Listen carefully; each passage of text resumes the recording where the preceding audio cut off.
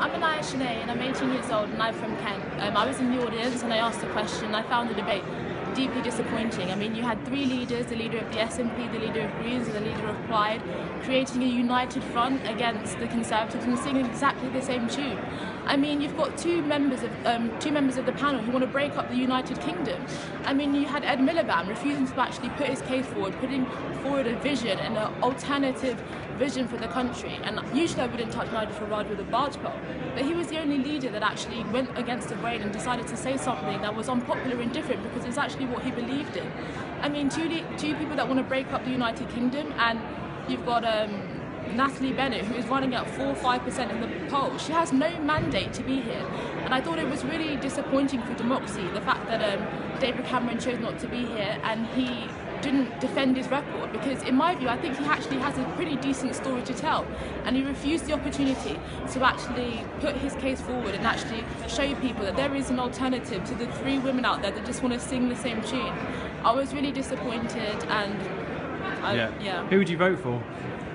I'm leaning towards the Conservative, but actually I'm also quite disappointed in their campaign. The negative campaigning, the personal attacks against Ed Miliband has been a huge turn-off for particularly a lot of women voting. But I think that I do agree with them that we actually do need to stick to the course and continue on with the plan, because we had the biggest economic downturn since the 1920s. The country is not going to turn over overnight. We need to carry on with the course in order to make sure that the country improves. So who won tonight? Which leader? It bruises me so much to say, but I think Nigel Farage won. And I think that he made a legitimate point about commenting on the audience. It showed that those with the loudest voice always get heard the most. Actually, many people I spoke to felt like it was a left-leaning audience, or at least there was a silent majority who actually disagreed with the views put forward by the trio there. So I mean, hey, it pains me to say it, but I think that Nigel Farage won. Not that I agree with him, but he won. Yeah.